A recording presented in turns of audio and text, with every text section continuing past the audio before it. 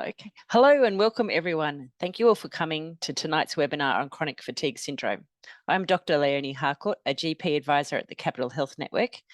Tonight we are very lucky to have Australia's leading chronic fatigue syndrome researchers, Professor Sonya Marshall-Gradisnik and Dr. Natalie Eaton-Fitch from the National Centre for Neuroimmunology and Emerging Diseases at Griffith University. And also with me tonight is Kunal Mohiti from Capital Health Network.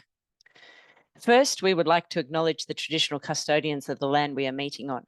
We acknowledge and respect their enduring culture and the contribution they make to the life of this city and the region. We pay our respects to their elders, past, present, and emerging. We also acknowledge and welcome other Aboriginal and Torres Strait Islander people who may be attending today's event. Housekeeping, all participants have been muted. Please address any questions to the Q&A section on the Zoom screen, not to your chat box. We'll have a Q&A session at the end of the presentations tonight, and we'd love to hear from your questions because I'm sure they're going to be very useful, interesting, and beneficial for other attendees. Regarding chronic CPD hours, CHN will provide a certificate of attendance after the event. Please feel free to report 1.5 hours of educational activities to your CPD home.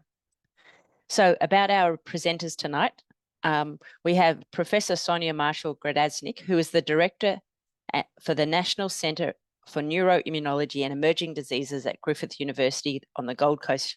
She also holds the title of Program Director, Disability and Rehabilitation at Menzies Health Institute in Queensland, also on the Gold Coast.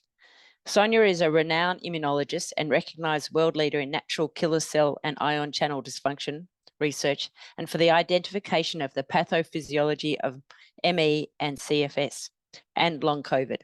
She pioneered the patch clamp electrophysiology technique to identify faulty transient receptor potential ion channels in natural killer cells and is one of 4 people globally with this expertise.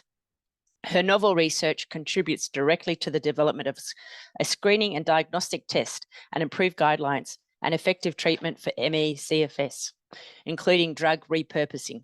Since 2009, Sonya has been awarded over $27 million in competitive research funding. She's the co-author of the British Medical Journal Best Practice CFS ME Guidelines and also the co-inventor of 2 commercial patent applications for the diagnosis of ME CFS and long COVID. Sonya declares that this webinar is conducted in the absence of commercial or financial relationships that may be construed as a potential conflict of interest. Also with us tonight is Dr. Natalie Eaton-Fitch, who is a research fellow at the National Centre for Neuroimmunology and Emerging Diseases on the Gold Coast. Natalie is a multidisciplinary early career research in the fields of immunology and epidemiology. Her research has been instrumental in the identification of faulty ion channels and impaired calcium signaling pathways in ME, CFS, and long COVID. Natalie identified natural killer cell as a viable cell model for research, replacing the absent animal model. Her research has contributed to the understanding of the pathophysiology, diagnosis, and treatment of ME, CFS, and long COVID. Her current research aims to develop a high-throughput screening test for diagnosis. Natalie has received over $6 million in competitive research funding and is listed as the co-inventor on 2 commercial patents for the diagnosis of ME, CFS, and long COVID. Dr.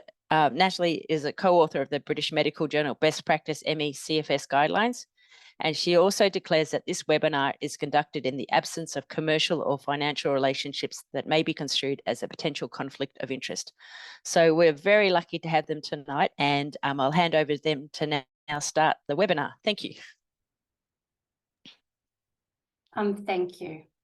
So on behalf of the staff at the National Centre for Neuroimmunology and Emerging Diseases, I would like to extend my gratitude, along with Natalie, to Dr. Leonie Harcourt for her invitation, as well as to Capital Health Network for providing the resources for us to present to you this evening. The National Centre for Neuroimmunology obviously is the National Centre for Myalgic Encephalomyelitis or chronic fatigue syndrome, and also for long COVID. We are the only national centre to collaborate with international organisations such as the National Institutes of Health and the Centre for Disease Control and Prevention. They both feature on a number of our grants. For note is obviously our latest grant for the National Health and Medical Research Council, where we are undertaking further investigations for the pathomechanism and repurposing of pharmacotherapeutic drugs for the treatment of ME/CFS, which we will present some data of this evening. Must say I feel privileged, along probably with Natalie, to present to yourselves. I think we are all here to find a common way to help people with ME/CFS. Our research hopefully will inform on new and recent discoveries, as well as then hopefully provide a pathway for then clinical practice for these people that find it so challenging with the medical profession.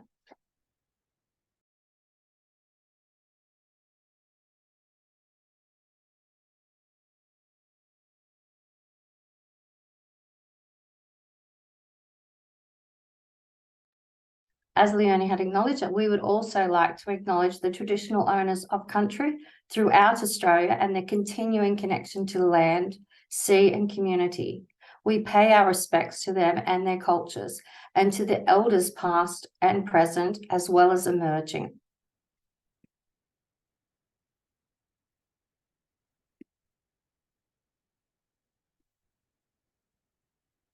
It's slow, I'm sorry.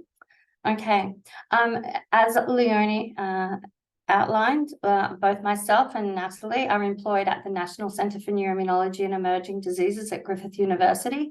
Both myself and Natalie are co-authors of the British Medical Journal Best Practice Guidelines for ME/CFS and the co-inventors of 2 with 3 coming off commercial patents for the diagnosis and possible treatment of ME/CFS and long COVID. Both Natalie and myself are, and I feel very embarrassed saying this, world-leading researchers in the field of ME/CFS, but we are not health practitioners, and that is your expertise. The information provided in this webinar is for educational use and does not form, obviously, medical recommendations by Natalie and myself. So the learning outcomes, I think you would have been provided with, but nonetheless, I will just commence by outlining them again. At the end of this webinar, it is hoped that we're able to outline the symptoms and diagnostic features, if you're not completely aware, and I don't mean that with disrespect, of ME/CFS. Importantly, other learning outcomes to be generated from this webinar are to identify appropriate screening tests for patients presenting with ME/CFS, discuss the emerging research in this field, obviously, and then summarize the evidence for medications such as low-dose naltrexone, and we will present some of that data at the latter part of this presentation. And finally, we'd like to explain the role of allied health providers in the care of patients with ME/CFS, so that will allow a dovetailing of your expertise with those in other allied health professions. We will then complete with an outline of resources available to patients and primary care providers, such as online education, support groups, and clinics that are available, not only in the ACT, but in the wider other states.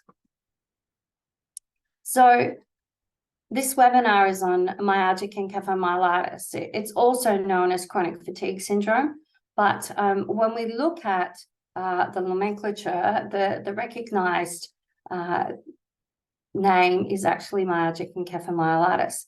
Tonight we will present, it is a complex, and you would well appreciate, a debilitating and chronic medical condition, and it's characterized by multisystemic symptoms that significantly impair a patient's quality of life, and we'll show you that data as well. So the importance of understanding ME/CFS, as I hereon will refer to it, is first and foremost to address the common misconceptions that aim to then reduce the stigma. Now, originally, ME/CFS some 40 years ago was coined and termed a psychological illness and had a psychological origin. And ME/CFS is considered rare, and exercise can cure ME/CFS. Now, all of these are misconceptions, and the research, the contemporary research, clearly demonstrates that Based on the prevalence we have collected, as well as other researchers internationally, it is not a rare condition. It is of not psychological origin. Rather, those patients that present usually have that as a secondary component. And exercise, as our research has better informed internationally agencies, including now NHMRC, exercise is not recommended as a cure, or also known as cognitive behavioral therapy or graded exercise therapy. So the research that we have undertaken has been utilized by the Centre for Disease Control and Prevention in the United States, as well as embedded then in the NICE guidelines in the UK, to clearly outline that exercise is not a modality to cure ME/CFS. Now, there's growing medical and social relevance of ME/CFS, and I think one can look at our unfortunate circumstances generated from 2019 onwards for 3 years, and that was the emergence of long COVID, and emphasize that with long COVID, there's a need for well-being of health practitioners on fatigue-related illnesses. And moreover, increasing the prevalence and public health burden helps us understand an awareness of ME/CFS. More importantly, and I would assume you would understand that ME/CFS is a severe and permanent health condition.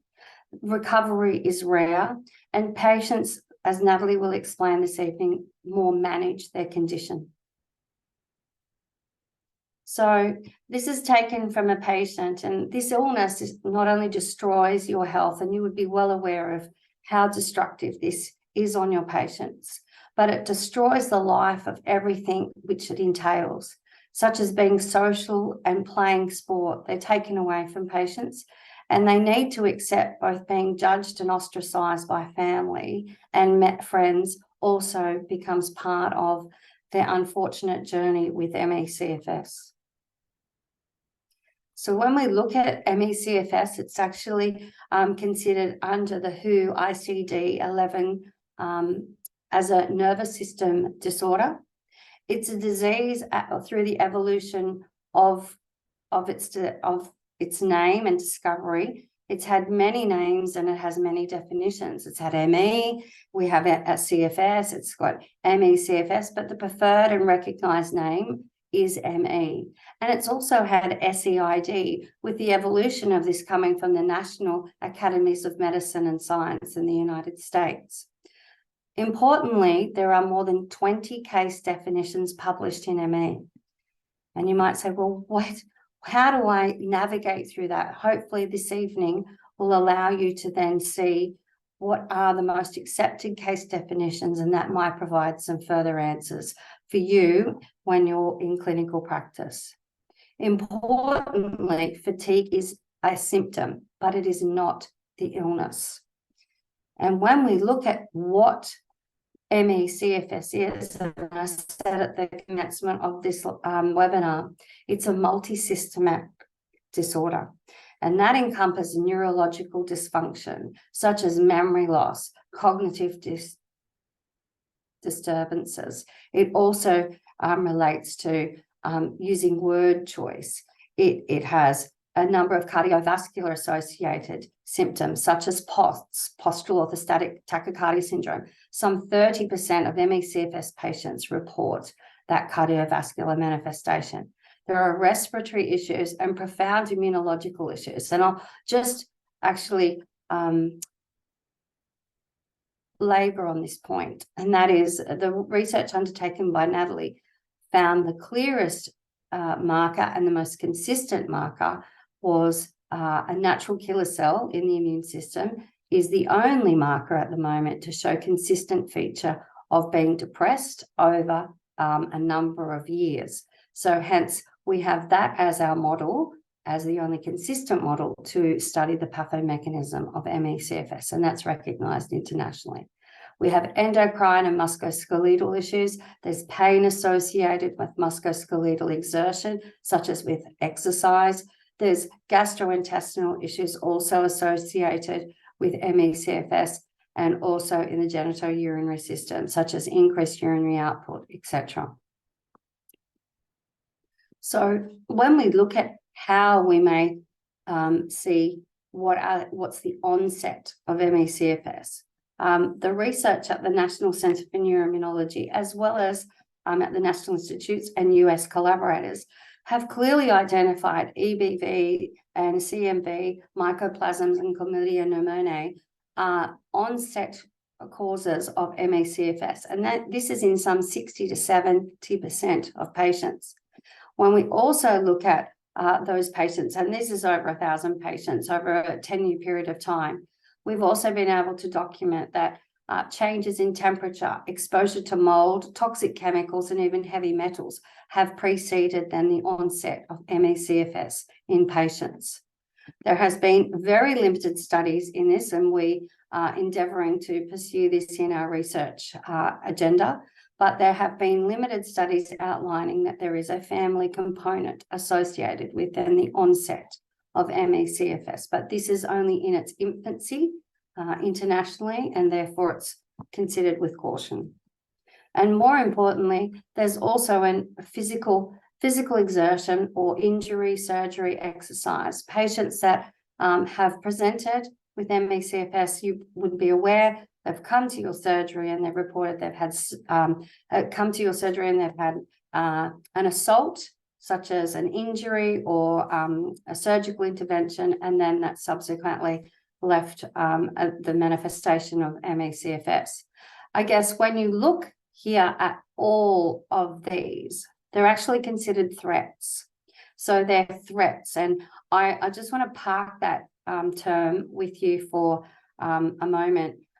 These threats we have then further studied, looking at particular receptors, and as Dr. Harcourt referred to it, they are called transient receptor potential ion channels, and we will outline the data we have obtained from over 120 patients with this fault in these ion channels. Now, these ion channels respond to these threats. So when we look at the clinical presentation, ME/CFS really, they peak and trough, they relapse, or I don't like using this word, but they show sort of remitting in nature. There's a severity spectrum, very mild to very severe. Moderate people have a significant reduction in activity. They're restricted in mobility, but the very severe and the severe are housebound and bedbound. And unfortunately, that's 25% of patients. And in the latter part of this presentation, there are some 5 slides outlining key components of patients and when they come to a surgery, how the important messages they'd like to get across to you as the experts, as clinicians. Now, when we look at the actual changes in ME/CFS with over time, they see a 10 to 20% increased disability. And as I said previously, the recovery is very poor. It's only 6% at the most. And when we think about that, people think, okay, they have recovered. Well, they aren't actually. They're managing it. They withdraw from society. They withdraw from the threats or the stimuli, as I outlined previously in the slide, that make their symptoms worse. So they learn to manage within their own limitations, and they know what the triggers are. And you probably have heard that previously from patients. And importantly, with withdrawal and ostracization, etc., there's a significant impact in quality of life. And we at the National Centre for Neuroimmunology have clearly reported that the quality of life of ME/CFS patients is lower than rheumatoid arthritis, stroke patients, as well as multiple sclerosis. Now, with the withdrawing from society and unable to perform daily tasks, let alone a work-related employment activity, that comes at a cost. And we have documented that at the current time, there's an extremely high economic cost to the nation, and that is 14.5 billion per annum. And 94% of these costs are incurred to the patients, and they're out-of-pocket medical expenses and loss of income. Now, when we look at ME/CFS and the prevalence, 240,000 in Australia, we then compare that to for example, long COVID. And what we can then expect by utilising the economic associated costs we have modelled, we then expect that there will be an extraordinary cost to the healthcare system and the economy of some 40 times with the emergence of long COVID. So I will now hand it over to Natalie, and hopefully you have not been so bored with me. Change slide for me. Hello, everyone. Good evening. My name is Dr. Natalie Eaton-Fitch, as Sonya and Leonie has introduced. So thank you. Thank you for joining us tonight. Just before I start my sort of section, you know, everyone at the NCNED works together as a team. So it's really nice that Sonya and I are able to do this together with you all, and to not only share our research, but some information that's really going to hopefully change the way people with ME/CFS are approached in clinical care, especially with the absence of a diagnostic test, which I will discuss. You know, unfortunately, there's no validated biomarker or a single biomarker for ME/CFS, and that means that misdiagnosis is as high as 84 to 91% in some populations. And this is, of course, not helped by the 20 case definitions in existence that we've highlighted previously. But also within Australia, we have outdated clinical guidelines. So the most recent publication is 2002 of clinical guidelines within Australia. So a lot has happened since then, and a lot of research has emerged, and the evolution of how to approach ME/CFS and how to treat has definitely changed. And one of which Sonya has already highlighted is graded exercise therapy, which we will also stress. So when diagnosing ME/CFS, you might think, okay, well, especially for those that may or may not have experience, how can you approach this with all the case definitions and the changing terminology and the evolution of the research and care of ME? So the National Health and Medical Research Council has recommended resources in clinical guidelines to use. Say, for example, the NICE guidelines for ME/CFS, the diagnosis and management, which was published in 2021, which is actually a review of a previous guideline that they had published. You've also got the initiating care of a patient with ME/CFS, which is based off of the Institute of Medicine, or which is now the National Academies of Medicine and Health and Science and Engineering in the US. You've also got the British Medical Journal Best Practice Guideline, which is Beyond ME/CFS, Redefining an Illness, which highlights also a couple of other case definitions not included in the NHMRC list. And then you also have the ME/CFS Diagnosis and Management in Young People, a primer, and the International Consensus Criteria, which is probably the most used now. I will discuss some previous case definitions that were commonly used previously, but now the International Consensus Criteria, or the ICC, has now become the most popular, both in research and in care. So to highlight all the case definitions that the NHMRC has highlighted, I'll go through what symptoms are required, the presentation and such, and you'll begin to see that, yes, there's overlap between them. Mostly what will change is perhaps the duration of symptom presentation, or which symptoms are considered compulsory to fulfill a diagnosis. So under the NICE guidelines for ME/CFS, symptoms must be present for a minimum of 6 weeks. So the evolution of ME/CFS has included a chronic diagnosis, so from 6 months onwards, which has gradually lessened over time so that early diagnosis can hopefully improve care and prognosis for people with ME. A key symptom for ME/CFS, which is in the name, is debilitating fatigue that is worsened by activity. So It's cognitive, it's physical, emotional, social exertion, and it is not alleviated by rest. And by rest, I mean more than 24 hours. It can be days, it can be weeks, it can be months. And this is also very individualized amongst people with ME. It may depend on the task that they're doing, but you'll find that it is often prolonged, sometimes delayed in onset, but it leads to a worsening of all symptoms. So that's this post-exertional malaise here. So delayed in onset by hours or days, and prolonged recovery time that lasts hours, days, weeks, or longer, as I mentioned.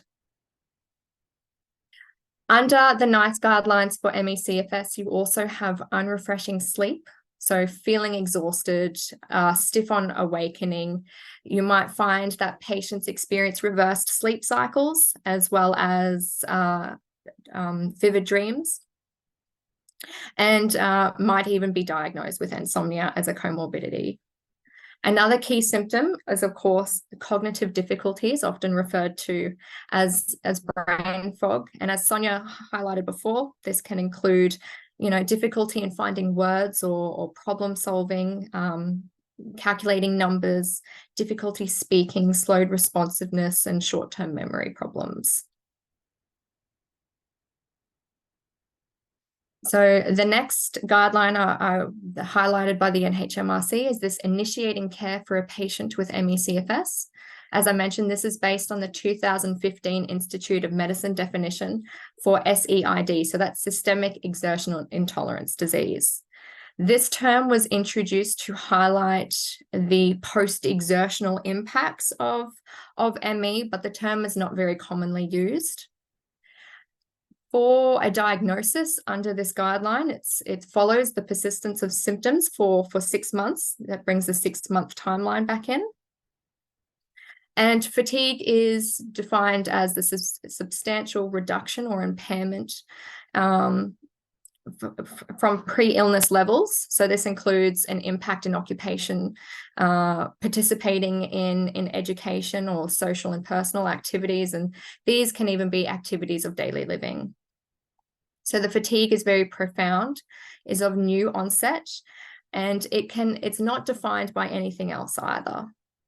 So this also comes back to the post-exertional malaise, so the impact of exertion on symptoms and the worsening of symptoms, and of course, unrefreshing sleep.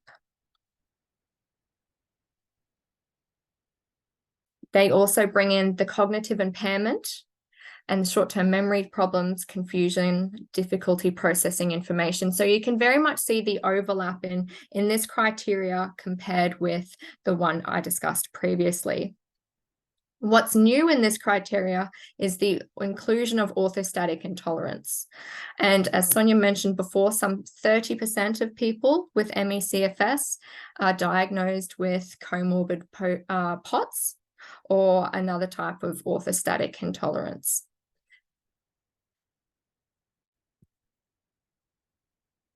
So the international consensus criteria is very commonly used in research and now medical practice, as I've highlighted.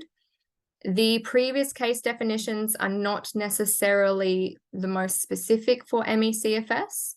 This term, post-exertional neuroimmune exhaustion, is now considered the hallmark of ME under this guideline. So it's physical and cognitive fatigue in response to all kinds of exertion. You'll see the similarities with the post-exertional malaise.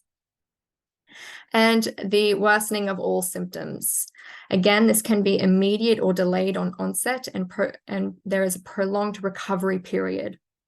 In addition to post-exertional neuroimmune exhaustion, there are also now symptom categories that are fulfilled, if you will. So the first one is this neurological symptom category. And under the ICC definition, at least one symptom from 3 of the 4 categories need to be present. So this might include one neurocognitive symptom, such as memory disturbances or concentration issues. Another is pain. So this might be muscle pain or joint pain. And then you've also got sleep disturbances.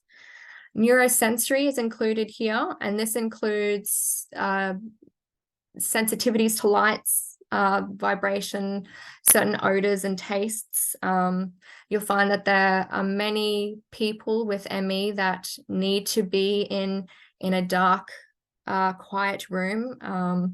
I have met many people over the years that say, you know, going shopping is very hard for them because of all the lights in shopping centers, for example. So it was good during the pandemic when they had those quiet times. And I know that they've continued those sensory hours as well at shopping centers, which is good.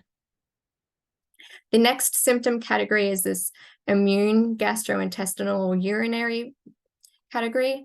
And from that, again, three symptoms categories need to be fulfilled. So chronic flu-like symptoms, you'll find that many people present with a sore throat or tender lymph nodes, or they might even experience susceptibility to infection with prolonged recovery periods. Something as simple as the common cold might be quite debilitating for some people. There's also gastrointestinal difficulties. This might include IBS-like symptoms and a lot of food sensitivities, for example. Urinary problems, as Sonya mentioned before, which may include increased frequency in urination or increased urine output as well. And multiple sensitivities. So that's new or worsening sensitivities or allergies to food and chemicals and medications and such. And the inclusion here of multiple sensitivities is very important because you need to be aware perhaps that the adverse events and or side effects for medications might be quite common for some people with ME/CFS. And we can highlight that later when we talk about treatment. The last symptom category here is this energy production and transport. So within this includes cardiovascular issues and respiratory difficulties, as well as thermostatic stability. So cardiovascular intolerances fall within the POTS diagnosis again, and the emergence of heart palpitations or arrhythmias. Respiratory difficulties might include air hunger, for example, and difficulty breathing or a chronic cough. And loss of thermostatic stability and intolerance to extreme temperatures. So you might find people with ME have cold extremities. Their tolerance of temperature changes might impact their symptom presentation as well and may even worsen their symptoms. So that's also something to be mindful of. So under the ICC definition, they've also provided this resource here that might be helpful and is of course published in their guideline, and it's a symptom checklist which might help guide in a diagnosis of ME/CFS, and it includes symptoms within these categories as well as the recovery time for documentation as well. This, in addition to a fatigue or a symptom diary, might be very helpful in documenting many of the symptoms of ME. Another resource available is the BMJ Best Practice Guidelines for ME/CFS. You can see here the mention of the Oxford criteria, which was published decades ago. And you can see that there's only 2 symptoms really under this Oxford criteria. So while it is included in the BMJ guidelines, there are calls to remove this due to it being non-specific, allows for the diagnosis of depression, for example, that's not comorbid to having a chronic illness. So it is not specific for ME and is considered very broad. The next you will see the CDC or FACUDA definition for CFS. You might still find this in research. Its use is becoming less common now. This one was published in 1994 by the CDC, and you can see that the less number of symptoms compared with the more recent case definitions, not quite specific for ME/CFS and will overlap with other chronic conditions. And the call for more specific criteria led to the release of this Canadian consensus criteria and international consensus criteria. And this is where the neurosensory, cardiovascular, respiratory, urinary, and thermostatic symptoms started coming in. And of course, you've got the IOM definition that was mentioned previously. So you can see here a comparison, if you will, between the different case definitions and how some may be more broad than the others and non-specific, and how others might be more specific. So you'll find that the CCC and the ICC are the preferred use guidelines for the diagnosis of ME/CFS. So when approaching a diagnosis of ME/CFS or a suspected diagnosis, a comprehensive assessment is very essential for medical history and onset events. This might even change the way that a person is treated with ME. Say, for example, if their onset is post-infectious, it might be necessary to include antimicrobials of a sort in the early stages of treatment. But it is important to highlight that won't treat ME itself, just the preceding event. It's also important, a comprehensive assessment is also important for differential diagnosis and identifying comorbidities. There's overlap with other conditions, which I will also document shortly, but the identification of comorbidities can also help in determining a subtype of ME/CFS, which we'll go through soon. So it's important to also assess the functional limitations or mobility limitations of someone with ME to guide in potentially finding assistive services that they might require as well. And the approach to ME also requires an individualized approach. Yes, ME is multisystemic, but you'll find that the onset might vary between people. How they respond to exertion will vary. So this requires a very individualized approach. So the preliminary screening of ME can involve an inventory of symptoms. A resource that is recommended through various clinical guidelines that I mentioned just before is the DePaul Symptom Questionnaire version 2. Unfortunately, being a presentation, we're unable to click the link, but we're happy to share this with you, of course, or you can screenshot this slide. But it is available through REDCap. It is accessible to the public, but it highlights key symptoms that are involved in the more recent case definitions of ME as well. So it goes through those neurological and cognitive impairments, the autonomic or cardiovascular and respiratory issues, neuroendocrine such as thermostatic, and as well as the immune symptoms of ME/CFS. So each symptom is also rated according to the frequency, how often they experience this symptom, which might be a little bit of the time or a lot of the time or most of the time, as well as the severity, such as mild to very severe. So this then allows symptoms to be scored as well to assess potentially the severity of presentation. I mentioned previously the various subtypes of ME/CFS.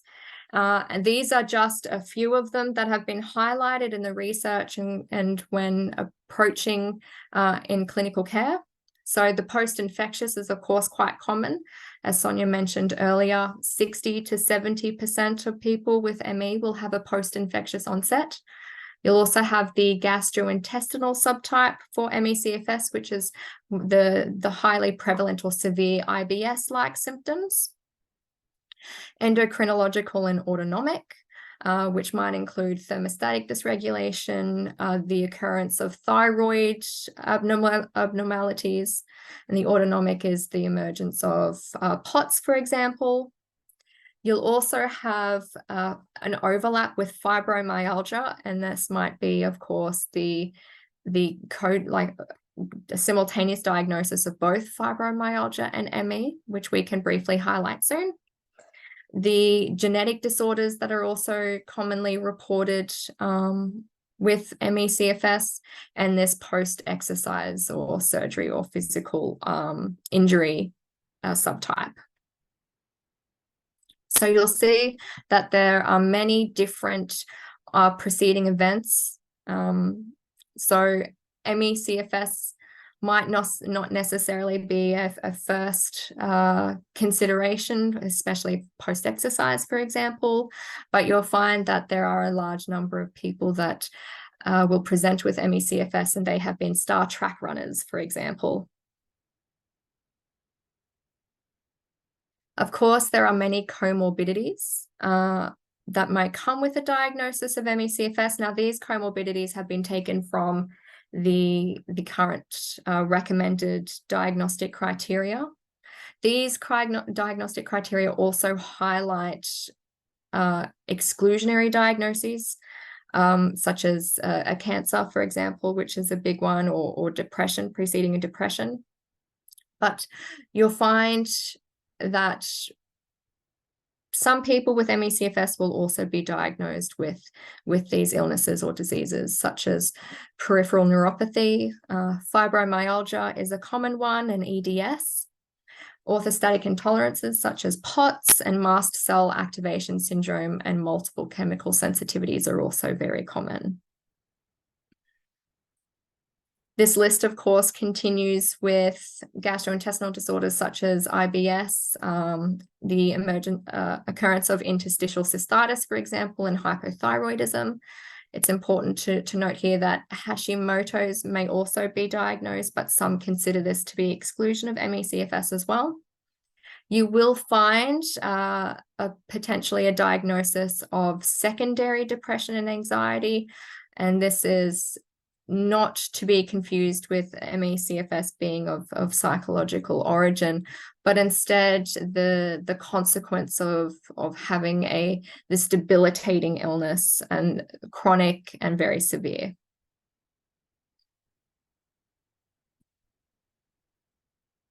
To highlight, ME/CFS and fibromyalgia are commonly co-diagnosed. I will very briefly highlight that the American College of Rheumatology has a published case criteria for fibromyalgia. It has gone through a number of revisions since about the 1990s, and the most recent one, I believe, is 2016. So fibromyalgia differs from ME/CFS in terms of the chronic pain is widespread in at least 4 quadrants of the body or spine.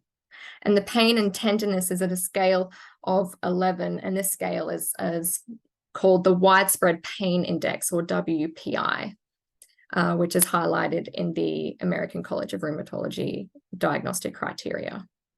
You'll also have another index score above 7. So this is the pain, I think, at 4 kilograms of pressure, and a symptom severity scale, which is able to be self-reported as well. So the symptoms of fibromyalgia do overlap with ME/CFS, such as, well, pain in the muscle and joints, and fatigue and cognitive disturbances, and sleep dysfunction, which is also commonly reported in both.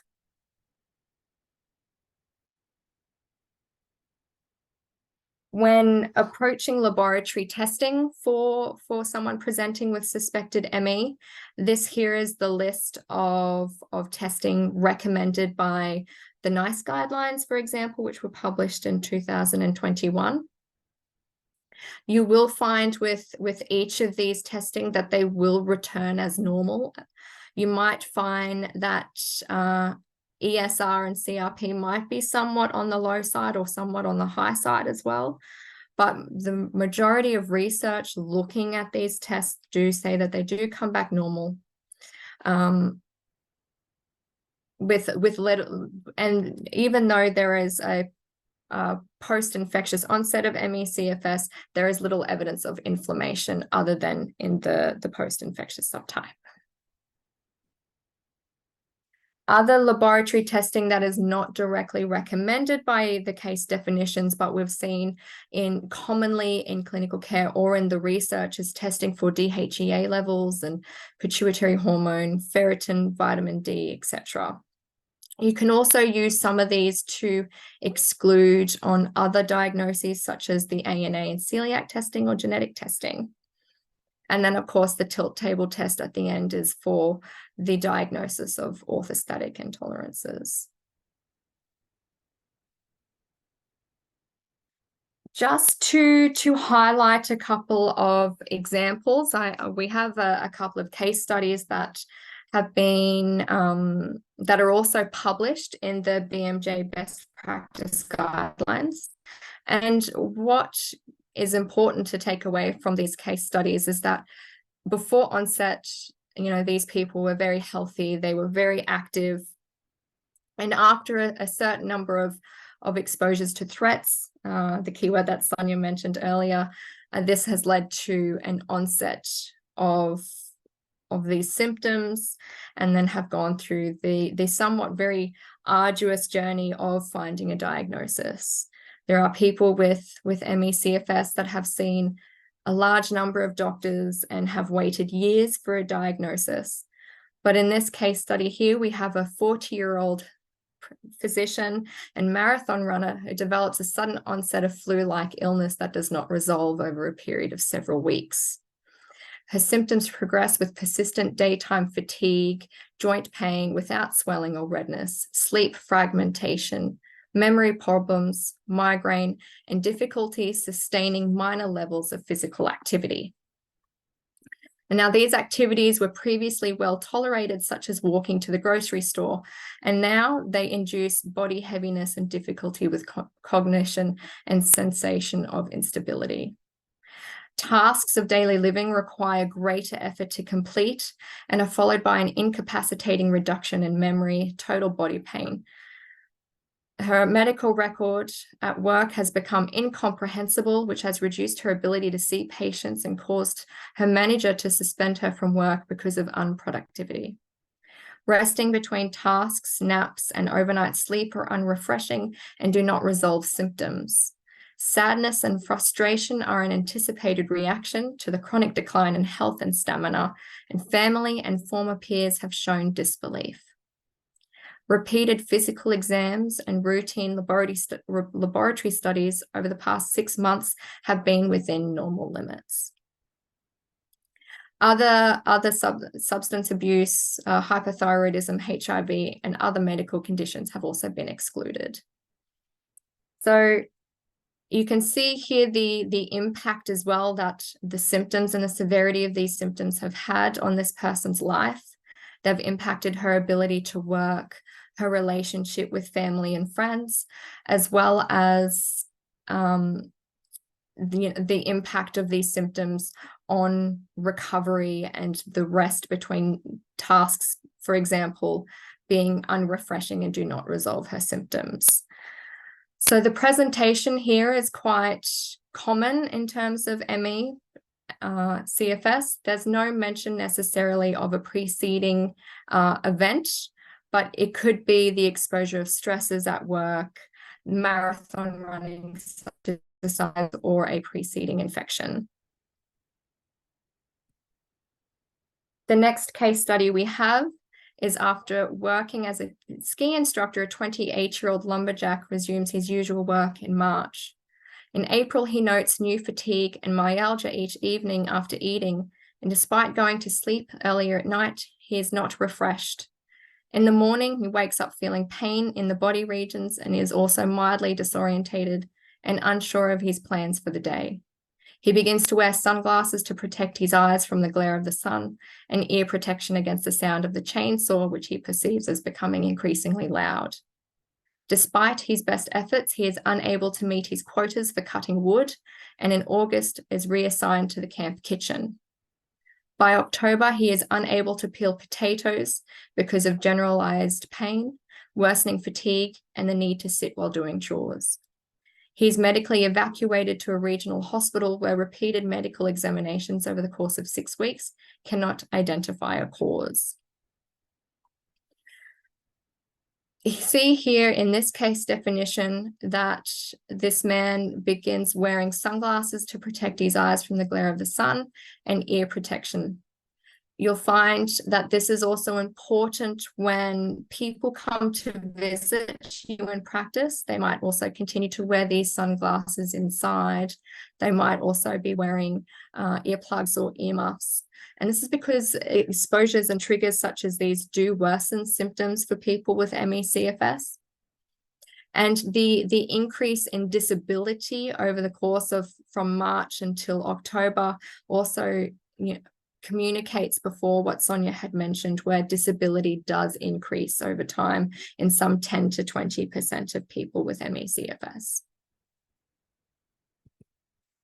So the key messages in terms of what Sonya and I have just discussed is that ME/CFS is severely debilitating for many Australians, some 250,000 Australians, of which 25% are considered severe or very severe. Diagnosis is very complex and there is no validated diagnostic test, but as I mentioned, the CCC and the ICC are regarded as what is recommended when approaching a diagnosis of ME. And there are numerous subtypes of ME with varying preceding events, which may help in also treating certain symptoms and also identifying allied health services that might assist. Now for this next section, I will also pass back to Sonya, and she will discuss emerging research in ME/CFS, and then we'll go into treatment. Thank you, Natalie. So this next section is looking at the emerging research that has evolved in the past 20 years and more so in the latest decade in terms of advancing ME/CFS and understanding the pathomechanism of this illness. And primarily, this publication by Natalie and myself in Science of last year, upon invitation by the editor, highlighted the significant emerging research areas providing promise towards legitimizing the actual pathology of this illness. And namely, they were identified in key areas of being neurologically identifiable. And that was in research not only undertaken at NCNED, but also in the United States, where we have clearly shown there's volumetric changes and reduced cerebral blood flow in the brain. More recently, I'll talk about in another couple of slides, we've identified there's significant changes in white matter, as well as brainstem and other areas of the brain, such as the hippocampus. And these are all predominantly related to the sleep-wake cycle, word choice, spatial awareness, cognition as well. So another key area identified with the predominant literature to validate this as an emerging research area for the understanding of an identification, importantly, of pathomechanism of ME/CFS was immunological and inflammatory markers or functional components. And what we have identified predominantly at an NCNED is a consistent finding, as I touched on at the start of this presentation, where we have found a consistent model, and that is the natural killer cell. And the natural killer cell is an immune cell that functions to kill virus-specific cells or tumor-infected cells in the host. And that has been the key feature for basing a pathomechanism model to study ME/CFS. And I'll talk more about that in the preceding slides about looking at the identification of the pathomechanism for that area. In addition, the gastrointestinal research that has been identified to show commonality for an emerging research area for ME/CFS for consistency has been in terms of irritable bowel syndrome, as Natalie said, and sometimes just mass constipation with evacuation. However, I will just caution the audience here. The gastrointestinal literature at the moment, as well as the mitochondrial literature I'll present in the preceding slides, are currently equivocal. Now, what does that mean? That means we've undertaken a number of systematic reviews in all of these areas, and the key area that is appearing to show the consistency for a way forward for the pathomechanism has been immune, and more importantly, the latter area here identified on this slide, ion channel dysfunction. Now, you might say, ion channels, what particular ion channels? Well, Dr. Harcourt introduced the concept at the start of this lecture, and it was that these are transient receptor potential ion channels, or here on in, I'll refer to them as TRP channels. Now, all of these TRP channels are located on every single cell of the body. Their function is to respond to threats. And you may recall at the start of this webinar, I highlighted a number of threats, that being, for example, virus, bacteria, chemical, exercise. These are perceived as threats, trauma, surgery, and the body responds to those threats by the activation. And you can see over here on this slide on the right side, these ion channels are represented here, and upon activation by these threats, there's the immobilization in this instance of calcium inside the cell. So if you take the example, say for a muscle cell, we have activation in the instance of exercise. Activation of exercise causes then the influx of calcium. It also recalls then the release then of calcium from storage areas such as the sarcoplasmic reticulum, etc. And that then facilitates the muscle contraction and then the relaxation mechanism. However, when ME/CFS patients are required to extend themselves to do exercise, the subsequent consequence of that in a symptom-based presentation is patients feel pain, they report pain, they have heavy leg syndrome, and they basically describe it, as you would be well accustomed to with your patients, as a crash. Now, if we look at that mechanism in the context of ion channel dysfunction, we have in separate and numerous experiments demonstrated not only do we have impaired ion channel function, and you might say, well, how do we do that? It's through an experimental design, as Dr. Harcourt described. It took 2 years to develop, but importantly, it is the gold standard for identification of a disease, a new disease. And we have identified that these ion channels are significantly impaired, and subsequently in other additional experiments, we have then shown there's a decrease in calcium being mobilized into cells. In this instance, the cell model we study for the pathomechanism, that is the natural killer cell. And moreover, we have then shown in the genetic pathways that are calcium dependent in the cell model are significantly reduced in ME/CFS patients. Now, when we look at the ion channel dysfunction and we look at the sensitivity and specificity of this test, it is some 86%. And this has been in consultation for the last 2 years with a very large multinational pathology company. So we have a challenge here. We have a test, but the challenge is, in this instance, that is a very labor-intensive test. And at the start of this presentation, it was identified there's 4 people only in the world that can do it. Well, 2 are presenting to you this evening. So it's very difficult. And it is a highly skilled test. And with that, the challenge now is to make it a high throughput test, which we are diligently working on. Now, the other area of identification for emerging research is a mitochondrial dysfunction.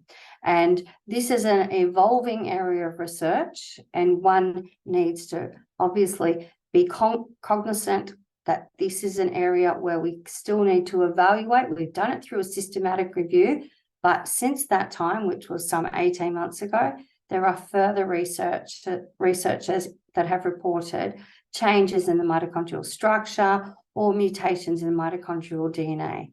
However, at the moment, the jury is still out on that, and we need to just move forward with research and be rigorous with our research, report our research in a way that is able to benefit patients one way or another.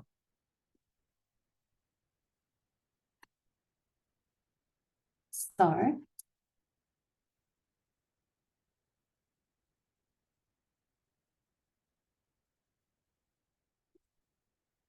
right. Very slow, and apologies for that. So in terms of these key areas that were identified, I'll just discuss the neurological changes. And in this instance, we've undertaken a systematic review, and at this present time, there is an identified area of changes in ME/CFS patients' neurological function, as well as their MRI, whether it be fMRI or 3T non-functional MRI. In this instance, we have identified there's cognitive deficiencies and brainstem connectivity. Now, as I said before, the brainstem is integral in terms of the sleep-wake cycle, integral in cognition, memory, word choice, spatial awareness. We've also found that there's changes, global changes in grey and white cell matter volume changes. We have connectivity issues we've identified using fMRI. And what we have found is there seems to be a greater requirement to recruit more areas in the brainstem in ME/CFS patients to undertake the task compared to healthy controls. Now, these MRI studies that we're reporting here are not just only in the 3T conventional MRI. There are only 2 7T MRIs in Australia, and we are lucky enough to use that facility where we are reporting these significant findings. Now, in addition, what we also find is there a regression of white matter that's also associated when we look at regression with autonomic symptoms. These are indicating changes through regression analysis of white matter associated with these autonomic disturbances.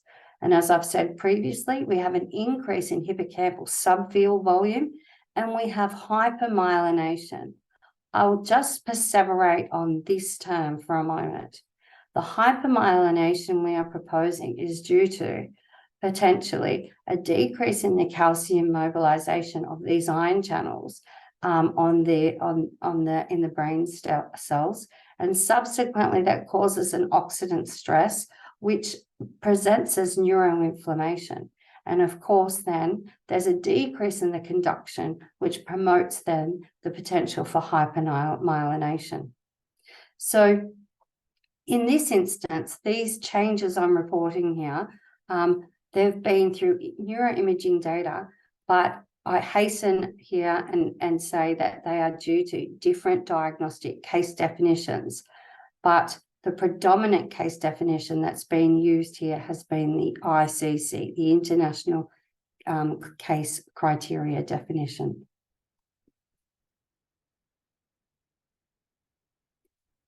Now, in terms of the immunological key features that have been reported, there are a number of inflammatory processes that have been reported as symptoms from ME/CFS patients. And there's been prolonged infection, myalgia, etc. And as Natalie and I have said previously in this presentation, some 60 to 70% of patients report a post-infectious onset. And I'm sure you would be familiar with this reporting from your patients that come to your practice. Now, when we look at the literature, and not only at NCNED, but in the wider international context, we see that there are changes in lymphocyte subsets, and importantly, there are changes in particular activity or function of cells, and that predominantly has been the natural killer cell. Now, the natural killer cell cytotoxicity has been shown by Natalie and researchers at NCNED as the most consistent finding. So one point to consider here is if there was a natural killer cell functional test, this may help in terms of your case definition with an overlay of a test, in this instance, a natural killer cell cytotoxicity functional test. because that is a valid test for looking at ME/CFS. And as I said previously, the gastrointestinal literature at the moment is equivocal. There is evidence for dysbiosis in ME/CFS patients. It is reported there's increased gut permeability, potentially resulting in inflammation. However, this is yet to be completely rigorously assessed. And for that reason, it's cited here, but nonetheless, this literature and further research needs to be conducted. Now, the rationale for looking at the changes in the gastrointestinal and that leading to the onset of ME/CFS through dysbiosis is hypothesized through the gut-brain signaling hypothesis mechanism.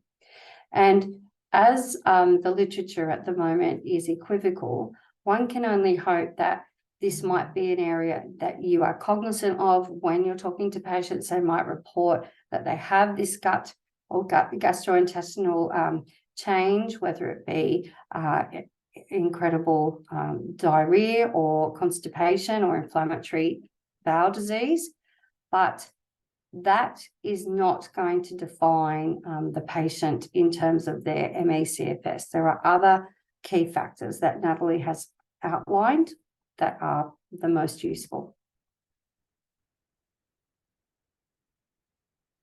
So as I said before, there's an evolving area of literature in terms of mitochondrial dysfunction.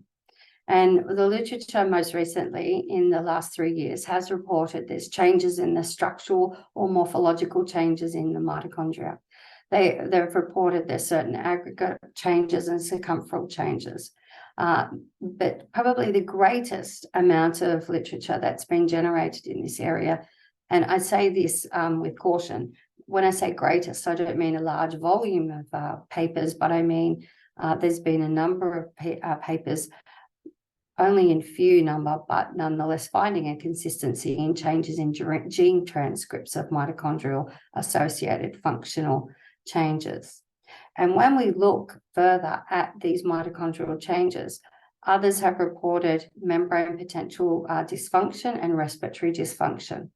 However, at this present time, because these studies are so few in number and there's such differences in the case definition applied to these particular studies, the results then thus are equivocal.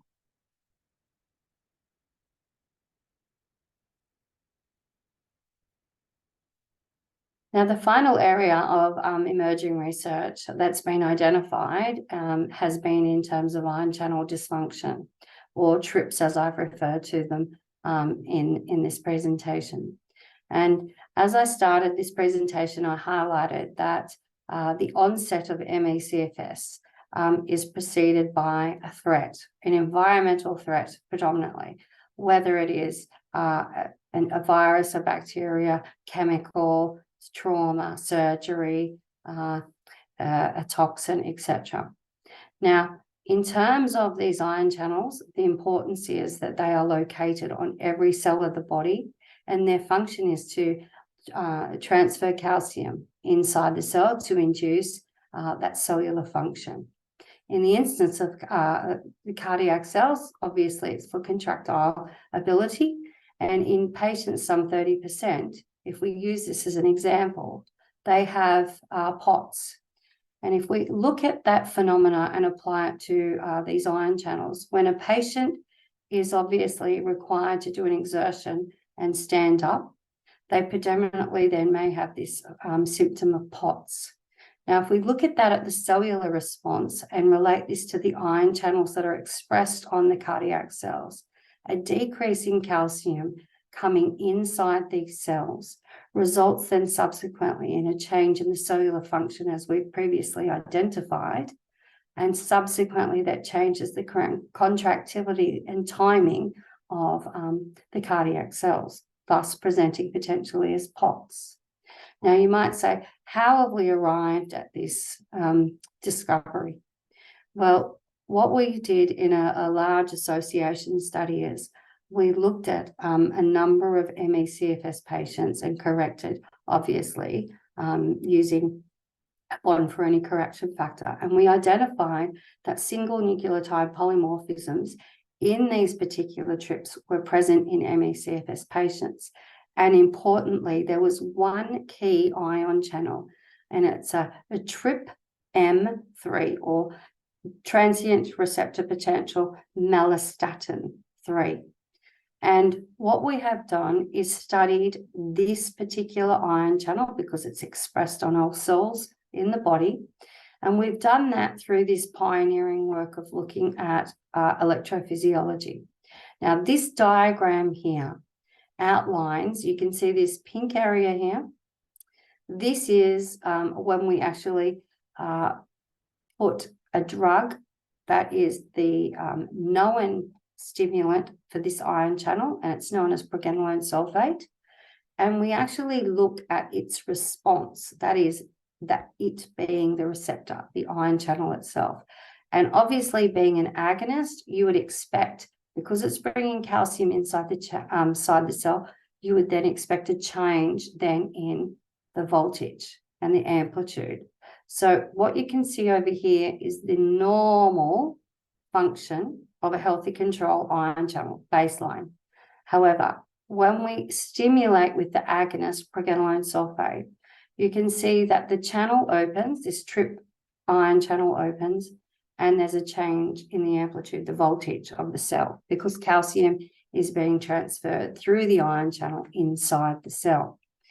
Now, in contrast, when we look here at an ME/CFS patient, what we see is over here, there is a very, very small change from baseline to the agonist for this particular patient.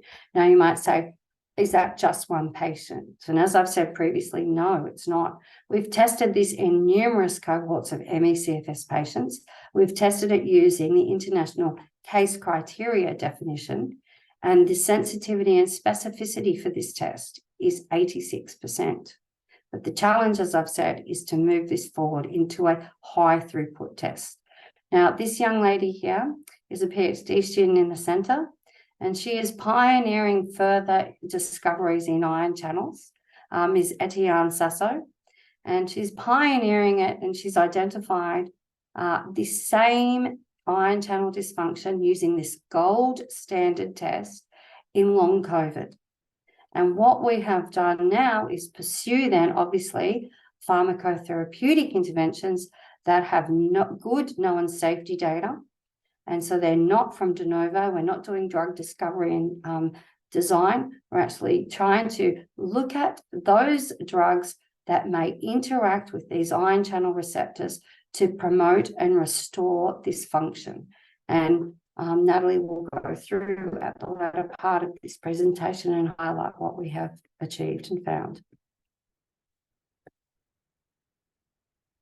So if we look at in the context of what you may see in your practice, patients with ME versus patients with long COVID, you can see there's a significant overlap with both. Now, I dread to say this, but with COVID came a natural experiment, and the natural experiment was to test our hypothesis that if we have faulty ion channels which are responding to threats, and all ME/CFS patients report a threat before they develop ME.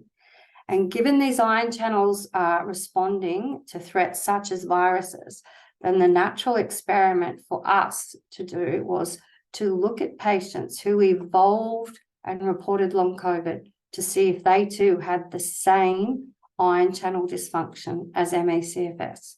And what we reported last year was they did. So I'll leave that there because there's more literature we're coming out with, which will show promise both in long COVID and ME. But it's for consideration for you when you're back with your patients, whether they're presenting with ME or long COVID.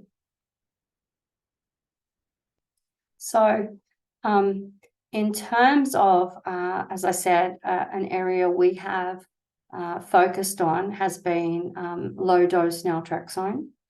And the rationale for this approach is the ion channel that we have identified that is dysfunctional in ME/CFS.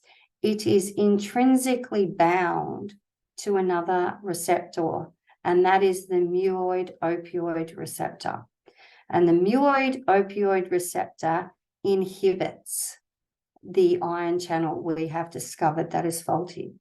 So the rationale was then to obviously look at low-dose naltrexone. And we know low-dose naltrexone has been reported in about approximately 74% of ME/CFS patients. And they get a positive treatment response because it targets their fatigue, pain, and cognitive function. And it's also an anti-inflammatory via the toll-like receptor 4. So what we set about doing was actually looking at low-dose naltrexone and looking at that in terms of ME/CFS patients taking low-dose naltrexone. And what we found was this, as I've shown in previous slides, this is the normal response of the ion channel at baseline versus when it's opened with the agonist. Now, those people, that is ME/CFS patients who were taking low-dose naltrexone, and we took their blood, isolated their natural killer cells, and then tested their ion channel function, we clearly showed there was a restoration of their ion channel function following their taking of naltrexone. And we represent this data here. Here's the healthy control people, and here are the patients taking low-dose naltrexone, and there was restoration. And subsequently, this is looking at then the healthy controls again. This is with the inhibitor. This time there's a normal response. And similarly with ME/CFS patients, once taking LDN, there's also a normal response to the inhibitor as well. So I will hand it over to Natalie, and we're nearly through the journey of our presentation, and I thank you for your patience, and I'll pass it to Natalie. Thank you, Sonya. I will continue the treatment discussion. I will highlight that there are no curative medications or evidence-based treatments that are approved for the use of ME/CFS, as highlighted as well through the NICE guidelines for ME. While there is interest in the use in low-dose naltrexone, it is being prescribed off-label for ME/CFS. We will be embarking on a clinical trial at the NCNED in hopes of increasing the accessibility of gaining access to LDN for patients, especially those who want to try, see if it works for themselves. As Sonya mentioned, some 74% of ME patients taking LDN do report that positive improvement in those key symptoms highlighted. So we hope that through this clinical trial, we can perhaps work towards TGA approval for LDN for the use in ME/CFS. The off-purpose practices of LDN is quite common in various other conditions such as fibromyalgia, or to combat symptoms associated with multiple sclerosis, some malignancies, hepatitis, HIV, for example. The list does go on, and the evidence for it dates back to well past the 1980s. So we hope that this work will contribute to the care and improving health outcomes for many people in Australia.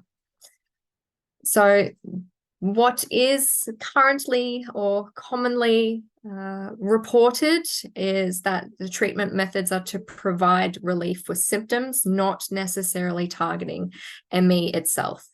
So the practice of polypharmacy is very common. However, caution is advised, of course, due to the prevalence of multiple chemical sensitivities amongst people with ME/CFS. We have had many people come through NCNED saying that they are no longer able to take medications because of how it exacerbates their symptoms. They are far too unwell for many treatments that are commonly used. Unfortunately, some of these people are also incredibly sick. They are bedbound and they are unable to find relief with these pharmaceutical options. So what recent guidelines are recommending when approaching the treatment of ME is to gradually increase therapeutic levels over time. So starting very small and over a period of time, increasing the dose. And this is also the practice for LDN, for example. You might start as small as 0.5 milligrams per day and work up over a period of weeks until therapeutic benefit is reported by the patient and they don't experience those adverse effects, adverse effects of any of the treatments. Fortunately, there is known safety data for the use of LDN, for example, and side effects are as low as 5% and are very mild. Under the NICE guidelines that were submitted in 2021, these guidelines no longer recommends pharmaceutical treatments as a treatment for ME/CFS or they've labeled as a potential cure for ME/CFS. However, other international clinical guidelines do still advocate for their use. However, caution is very strongly advised. We have highlighted in the BMJ best practice guidelines the current evidence for a lot of these treatments, how adverse effects are reported by people with ME, but these do still provide relief for some patients. So for cognitive dysfunction and fatigue, for example, modafinil is commonly used, amantadine, etc. Then your sleep targeting agents such as trazodone and maybe even a low dose of a tricyclic antidepressants. And then you've also got the commonly referred anti-inflammatories or even rituximab, for example. So the evidence around the use of these pharmaceutical agents is very limited in terms of the clinical case definition that was used for these studies. And this, some of this research is quite dated. In fact, it used the old Oxford definition, which you may remember was the definition that only had a couple of very broad symptoms in its case criteria, and even the Fukuda definition. So it left study participants open to potential otherwise exclusionary diagnoses. And in fact, in 2016, the NCNED even appraised some of these investigations and clinical trials. And unfortunately, there's no pharmacotherapeutic agent that sufficiently relieved the symptoms of ME/CFS. And some of these clinical trials were even unsuccessful. And this raises the rituximab clinical trials as an example and the Ampligen trials. So you may have seen phase 1 and phase 2 clinical trials for rituximab were believed to be successful. However, their phase 3 data was unsuccessful, and there was many reports of dropout due to adverse events and people becoming increasingly unwell. And we published a paper on the potential negative implications of rituximab in vitro, for example, in natural killer cells. So we highlighted that NK cells are consistently dysfunctional in people with ME. Sonya highlighted previously that our work has indeed validated NK cell cytotoxicity dysfunction as a marker for ME/CFS. And the treatment with rituximab potentially further impaired that dysfunction as well, which provides further evidence to, I suppose, object to its use. The use of Ampligen, for example, has also been discussed, but I'd like to highlight that this has not received FDA or TGA approval for ME, but can be used internationally. Argentina, for example, has it approved for severe ME, but again, significant adverse effects have been reported with its use.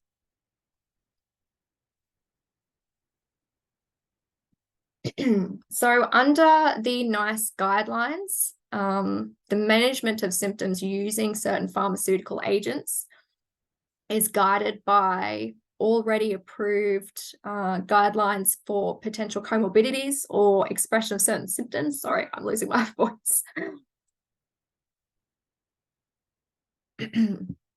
Say, for example, the treatment of neuropathic pain, irritable bowel syndrome, and secondary depression or anxiety. So, as I mentioned previously, I am really losing my voice. Excuse me, I apologize. So the management of prior infections may also be necessary. But again, this is not a cure or a treatment for ME/CFS specifically.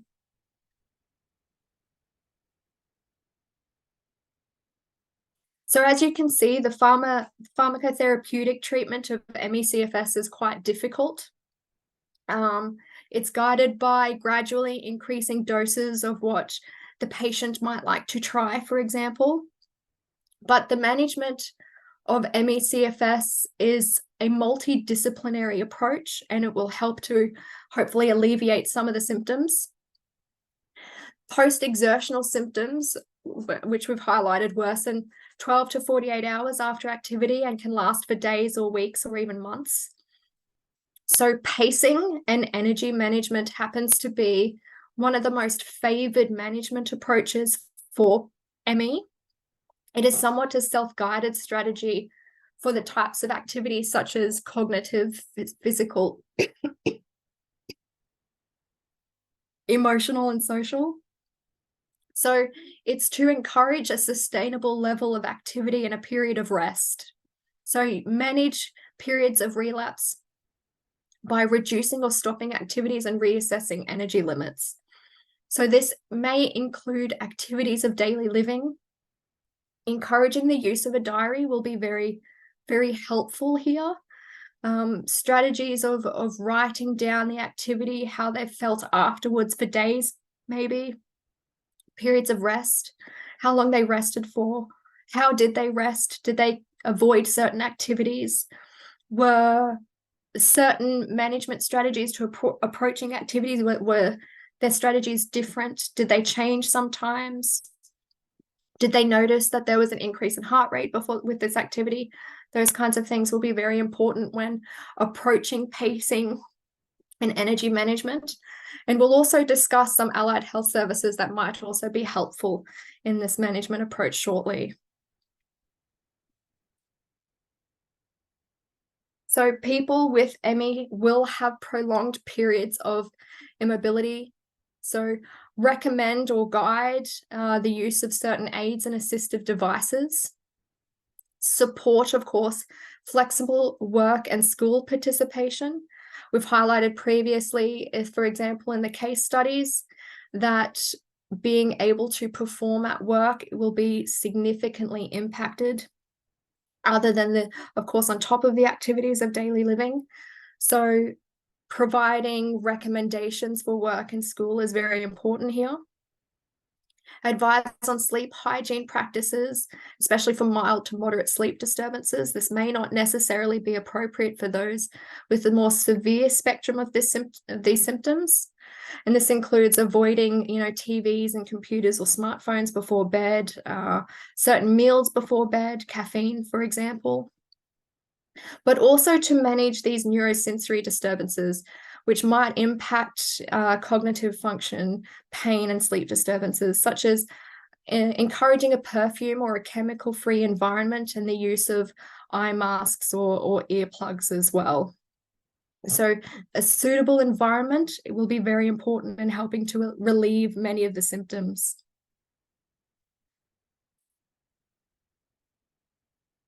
Of course, we've highlighted IBS-like symptoms as well. We've highlighted previously by a now PhD candidate actually at the NCNED, the role of diet and food sensitivities and nutrition and even food avoidance practices in ME/CFS. In some populations, these gastrointestinal symptoms are as high as 94% of ME/CFS patients. So certain dietary practices are very commonly used. FODMAP diet, for example, avoiding gluten, There's low fat, low preservative diets are very commonly reported. Some patients might even propose sort of individualized dietary strategies, which can be done in consultations with dietitians, for example. But also with certain food avoidances, the use of supplements or nutraceuticals might also be important. So considering the use of vitamins and minerals to help support these nutrition supplement practices. I will highlight that we've also done a systematic review on the use of supplements and nutraceuticals. And again, their use is somewhat equivocal in terms of the potential benefit or not reported by people with ME. There is some data across these various vitamins and minerals, both in vitro and clinical trials. So this is, again, potentially guided by what people would like to try and what benefit they may or may not report. We highlighted graded exercise therapy and cognitive behavioral therapy. The use of this is quite outdated. It does not align with the pathology of ME, as Sonya has explained previously, and its use dates back to the time when ME/CFS was associated with hysteria, if you will. Many international guidelines, in fact, the 2002 current Australian guidelines for ME, do recommend the use of graded exercise therapy and cognitive behavioral therapy, but Sonya and I would very much like to stress that this is at a detriment to people with ME/CFS. It does not align with the pathology of ME. It worsens the symptoms and the pathology of people with ME. But unfortunately, practices such as this can still be recommended and at a very detrimental cost. So we are working with many consumer groups around Australia to hopefully remove graded exercise therapy and cognitive behavioral therapy. They do not align with the pathology of ME/CFS, as ME is not of psychological origin.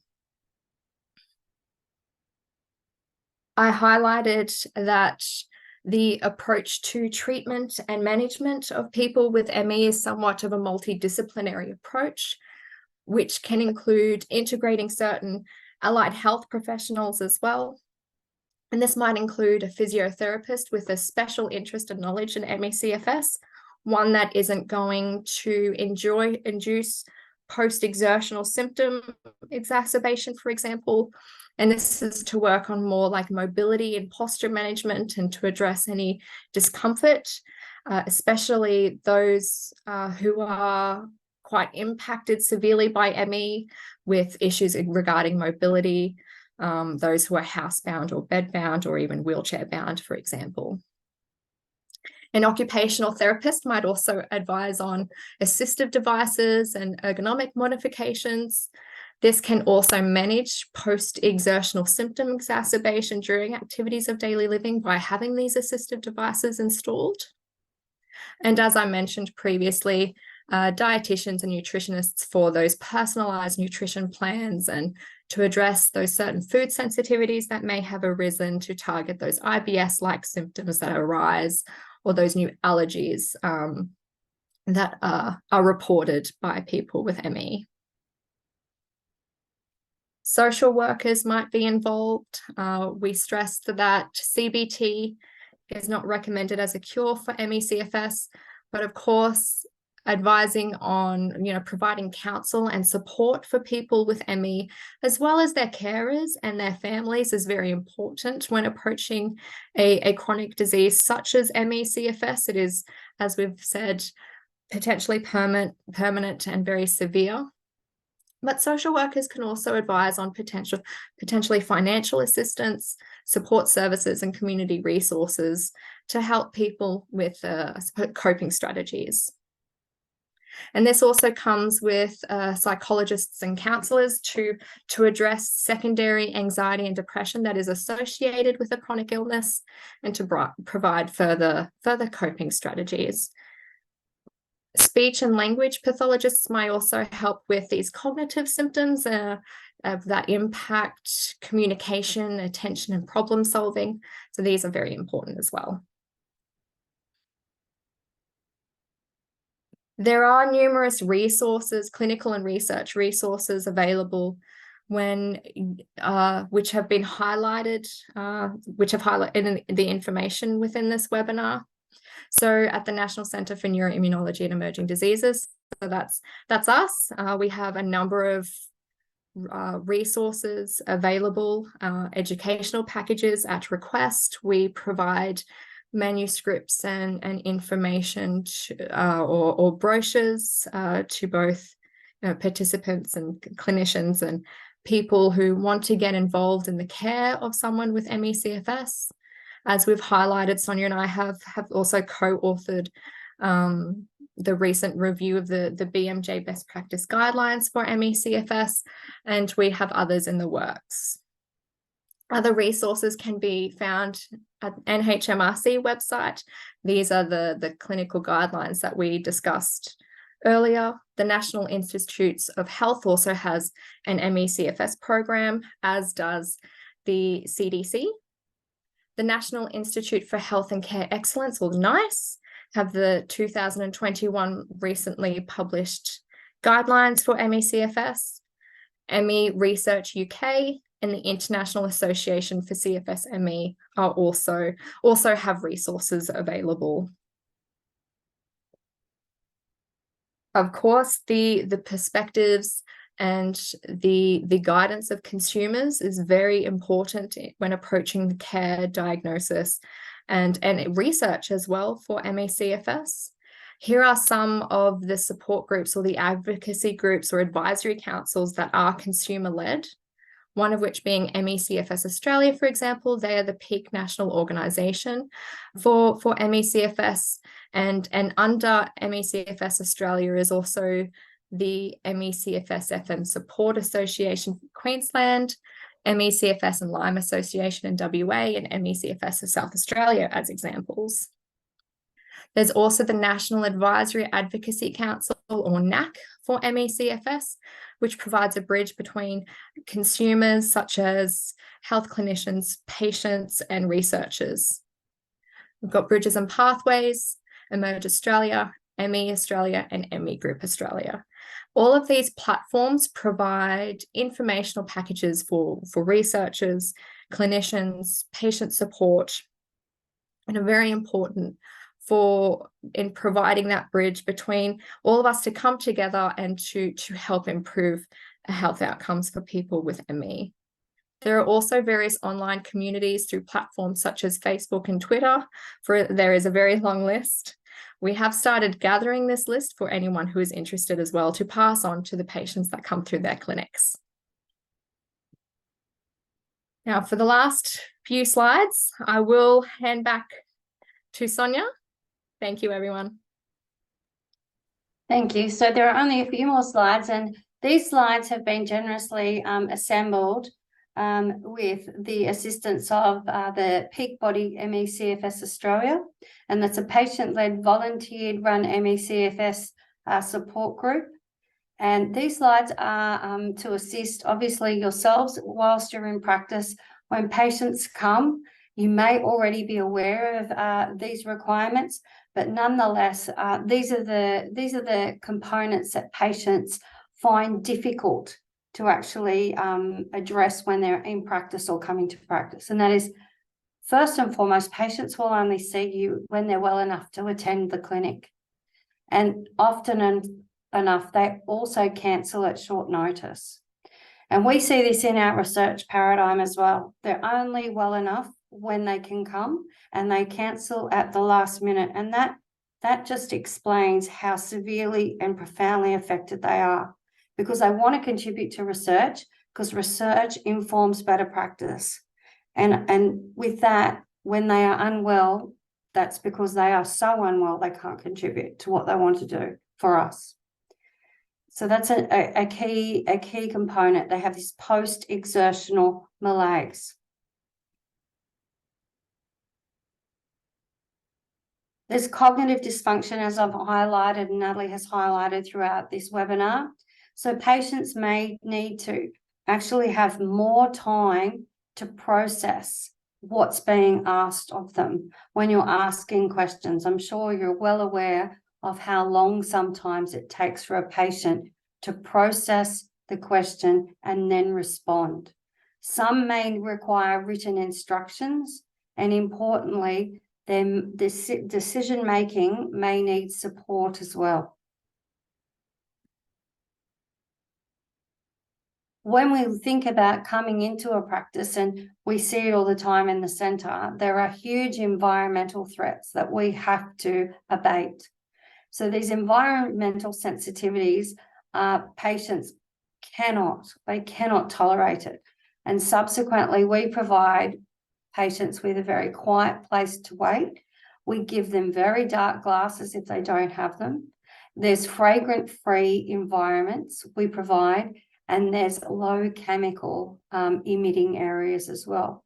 So these are just some components that you might feel that may need to be initiated or even increased in your practice when patients such as ME/CFS patients are coming to your practice.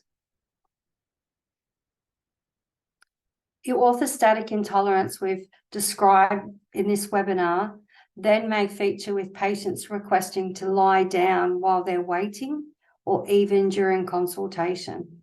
So again, these are areas just highlighting the difficulties that patients have when they're coming to see you as the experts.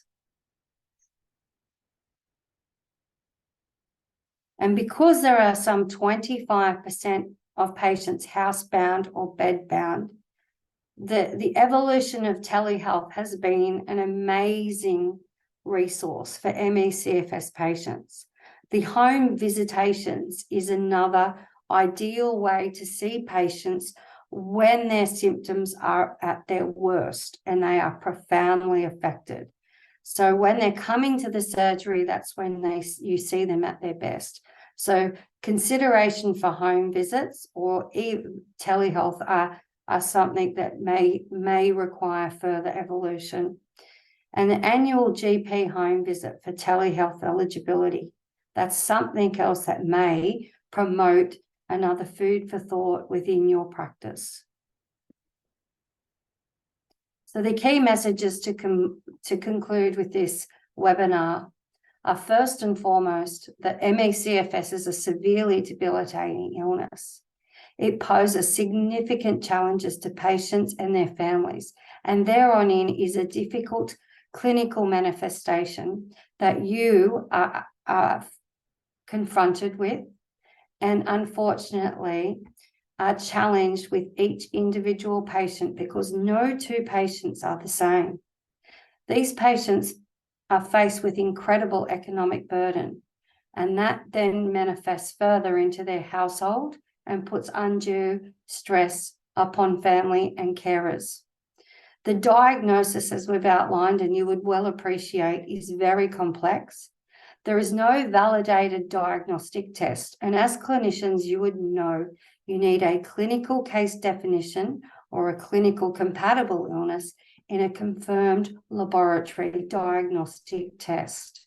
The latter is in evolution. However, as clinicians, unfortunately, the case definition is where we must now reside at this point in time. We hope what we have provided tonight gives you insight into the best practice for clinical case definitions to potentially be utilised in your practice. There are numerous subtypes within ME/CFS that are varying with preceding events. And again, that exclusion by diagnosis or comorbidities is something to bear further in mind. There is no evidence-based treatment or cure, universal cure for ME/CFS. The research that has been undertaken for repurposing of potential pharmacotherapeutics, such as low-dose naltrexone, in the use of off-label, may be a way forward. So that is something for consideration. The treatment of ME/CFS unquestionably involves multidisciplinary integrative expertise. And for that, it is, as a clinician, your way forward to involve and engage the journey for patients with those other allied health professionals. So I'd just like to acknowledge the contributors at the National Centre for Neuroimmunology and Emerging Diseases, as well as significant international collaborators we have in the UK, the US, in Asia, and in Europe. We have specialist clinicians that are consulting on a daily basis, in particular Professor Pete Smith and Dr. Jennifer Ong, both allergists and also a rheumatologist.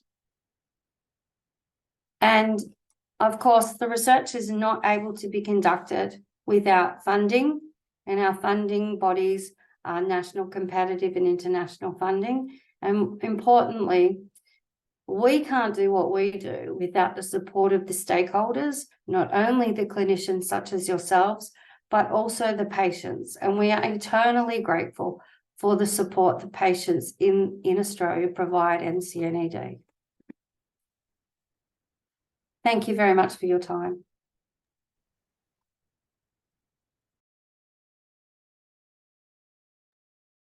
Oh, Leonie, I think you're on mute. Thank you so much. That was fabulous. Really very, very informative and changed my understanding of the condition.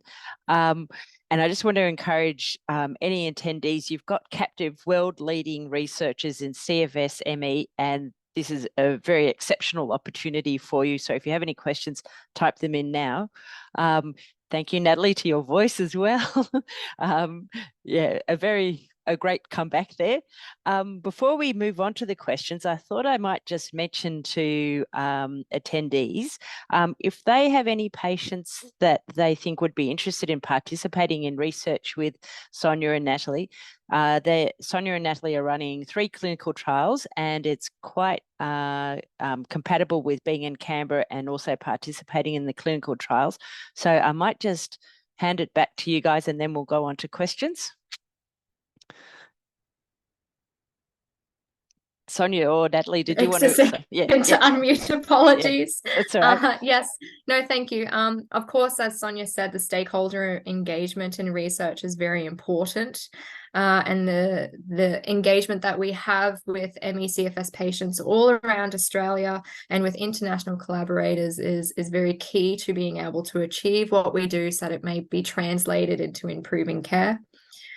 We have a large number of trials that are running, and some you can, as simple as doing from the comfort of someone's bed, such as online questionnaires. We are able to cater to certain, such as being able to send paper copies if that's preferable, or to the platform that we use allows them to save their progress and continue over time, and as their energy levels and their energy management allows.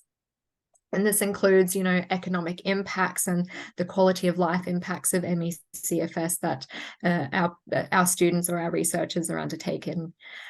Certain blood donations and MRI appointments, we're able to undertake these around Geelong, Melbourne, Perth, as well as, of course, Southeast Queensland, where we are based.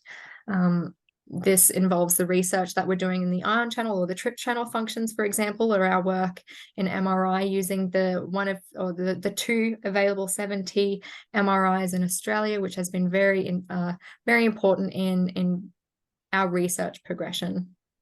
And of course, we also have our clinical trials in low-dose naltrexone, which will be commencing very shortly, some of which we have organized virtual online, such as Zoom, such as this, or phone conversations for participants who are, of course, bedbound or elsewhere around the country, and as participants that are closer to our NCNED at Griffith, or our satellite sites such as over in WA or in Victoria. Thanks, Leonie. Thank you. Okay, so moving on to quick questions. I'm not sure if you are able to answer this, and I think this is actually a useful one for patients with ME and CFS applying for Centrelink or for NDIS. A lot of them require a diagnosis by a medical specialist rather than a GP. And my experience personally, and I'm sure it's many other attendees' experiences, that no one owns CFS. So they said, is there a register of medical specialists who can refer to for a diagnosis and treatment options? Are you aware of any registers of that type of thing, Sonya? So obviously, because we're a research and biomedical research centre, we aren't able to refer people, obviously, to, we aren't able to refer people. Can you see me? Yes. Yes. Sorry, I have done something. Whoops. Yeah. Okay. Sorry about that. I'm like, I can't see people. Yeah. So we aren't able to refer. However, we can provide a list to yourself, Leonie, or if clinicians wish to contact the NCNED, and that's a list of clinicians we are aware of that work with ME/CFS patients. So, for example, I cited two in the acknowledgements, and they are able to work with ME/CFS patients as well. Can you see? Yeah, that's great. Yeah, that was my fault. Sorry about that. Then there's someone who's written in the chat, I've had a lot of trouble finding interested experienced allied health practitioners in Canberra. I'll just briefly say that Arthritis ACT has also expanded their scope to be ME and CFS, and they've got a lot of allied health practitioners there interested in ME CFS.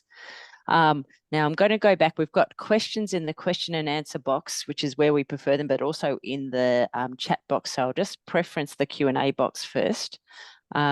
There's a person who said that Norman Swan was recently on the ABC discussing ME CFS, and I didn't see it myself, but he was saying that it's psychosomatic and curable, and that the NDIS also appears to have this view. And so I think that the crux of it is, are you able to do any media to kind of put the other point of view forward? I guess, can I answer that? Because I can't see you at all. I can just see your name, if that's okay. Yep.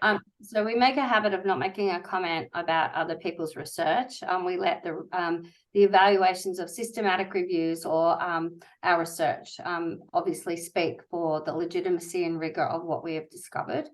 However, when you look at patients, and this is a prevalence and recovery literature, not only at the centre but internationally, less than 6% recover. Okay, so when you look at that, that means that's permanent. That's a permanency. Now, permanency is then therefore part of the NDIS criteria of demonstrating permanency. And that's a way forward in terms of highlighting the underpinning of the pathomechanism that may not be as indicated by Dr. Swan. Yeah. Yeah, I think also the disability form on Centrelink says things like, have you done CBT? And correct. Yes, and yes. Have you? Yes, so it's outdated as well. And that's it. So at the moment, like Natalie and myself, we have been liaising with certain authorities about new clinical guidelines, because they are significantly outdated since 2003. And subsequently, we are not keeping pace with the international clinical guidelines for ME/CFS. We are well behind in terms of the clinical guidelines. And first in medicine is to do no harm. And therefore, those clinical guidelines of 2003 need with urgency to be new clinical guidelines that are reflective of the contemporary updated clinical guidelines that are well published in the United Kingdom and soon to be in the United States of America. And written by Australians. Well, perhaps. Does that answer your question? Yeah, I think that answers the question. Now, there's another one. Is TTP known as a threat? Have you ever had a TTP patient? I have also have fibromyalgia, IBS, FND, Sjögren's, and Raynaud's. I think that's thrombocytopenia, thrombotic thrombocytopenia. So with the TRIPS, what we have done is we've identified using ICC ME/CFS people, right, patients, showing and demonstrating they have the TRIP dysfunction. They do not have fibromyalgia. The aim is to evolve further with those patients that are only fibromyalgia to determine if they have this TRIP pathology, and subsequently then tease out further with overlap of fibromyalgia and those people that then meet the ME/CFS criteria under the ICC. Now, further for that is obviously other subtypes such as EDS, because that is also a subtype that some ME/CFS patients also have. So there's the question the anonymous poster listed is very, very insightful and pertinent to where the research needs to go to have further teasing out of these TRIP pathologies. That's I'm very sorry. I think we might have to, I know there's a couple of other questions, but we might have to wind it up there because it's getting on for 8:30, so people probably have other things to do. But I think it's a testament to how interesting your talk's been. And thank you so much for talking to the Canberra community about it and primary care providers. It's really kind of given me, and I'm sure lots of attendees, optimism that this space is changing and it's changing soon. So thank you very much.